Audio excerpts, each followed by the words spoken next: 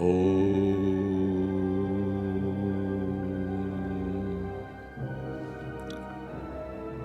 कृष्णम वंदे जगद्गुरुम।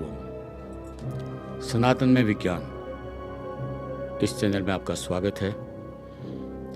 इसमें हम आपको सुनाते हैं गीता के श्लोक संस्कृत में और उसका अर्थ हिंदी में। अगर आपने कभी गीता का पाठ नहीं किया तो आप 2-5 मिनट दीजिए और हमारे साथ पाठ कीजिए, और अर्थ बताने के बाद में हम इसको जोड़ेंगे विज्ञान से, क्योंकि स्कूलों में पढ़ाया नहीं जाता, कोई गुरुकुल नहीं है, बहुत सी चीज़ें हैं, आप इनसे दूर हो गए हैं। आप सत्यता की कसौटी पर इनको कसिए और फिर मानिए। इतना पुराना सनातन धर्म जो विज्ञान से जुड़ा हुआ है, जिस पर चर्चा की जा सके, वो मूर्खों द्वारा लिखा हुआ नहीं है। ये आपको धीरे धीरे महसूस होगा जब हम कंप्लीट करेंगे 18 अध्याय। तो आइए आज हम श्लोक नंबर 8 गीता का अध्याय पहला, ये संस्कृत में मैं आपको सुनाता हूं और फिर उसके बाद मैं हिंदी में उसका अनुवाद करूंगा। भवान भीमश्चय कर्माश्चय कृपश्चय समितिंजयः अश्वत्थामा विकर्णश्चय सोमदत्तिस्तथैव च। दुर्योधन बोलते हैं द्रोणाचार्य से, कहते हैं कि जिस तरीके से आपने पांडवों की सेना को देखा, आइए आपकी अपनी सेना को देखिए, और इसमें बहुत वीर शूरवीर हैं, और वो हैं आप स्वयं द्रोणाचार्य और पितामह भीष्म तथा कर्ण और संग्राम विजय कृपाचार्य तथा वैसे ही अश्वत्थामा विकर्ण और सोमदत्त का पुत्र पुरिश्चवा, ये सब हमारी सेना में है। ये गीता का श्लोक हुआ, उसका हिंदी में अर्थ हुआ, आपने सुना, हमने पाठ किया। अब आते हैं विज्ञान में।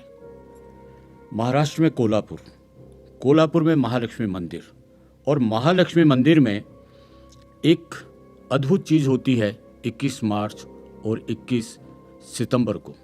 वो क्या होता है कि सूर्य की किरणें जो आती हैं वो माँ लक्ष्मी के चरणों में आती है, हृदय पर आती है, मस्तक पर आती है और फिर विलीन हो जाती है 3 दिन तक हर साल।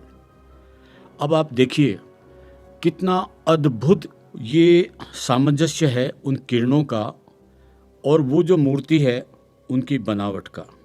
ज्योग्राफी के हिसाब से देखें या वास्तुशास्त्र की नज़र से देखें, कोई साधारण आदमी ऐसा नहीं बना सकते कि उसी तारीख को किरणें आएंगी, चरणों में आएंगी, हृदय में आएंगी, सर पर आएंगी और निकल जाएंगी। देखिए, आपने न रामायण पढ़ी है न गीता पढ़ी है, और बहुत कम लोगों के घरों में है। क्यों? मॉडर्न युग में नास्तिकता हावी होती है, क्योंकि वो भोग से रिलेटेड है और सनातन है त्याग का, मानव जाति के उत्थान का। तो मैं आपको सजेस्ट करूँगा, आप घर में गीता लाइए, रामायण लाइए, आपकी इच्छा हो तो पढ़िए, मत पढ़िए। जब लाएंगे तो थोड़ा बहुत तो पढ़ेंगे, आपका कल्याण होगा। लेकिन आपकी जो संतान है, जो आने वाली जनरेशन है, उसको इस विज्ञान से दूर मत करिए।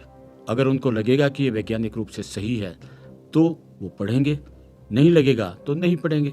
जब आज की जनरेशन अपने मन से कुछ भी नहीं करती है, सारे तथ्यों पर देखती है, तो आने वाली जनरेशन तो पूरी तरह से साइंस की होगी। तो आप हमारे साथ ये श्लोक सुनिए, अर्थ सुनिए, और इस तरीके से गीता के 18 अध्याय तक हम यात्रा करेंगे। जय श्री कृष्ण।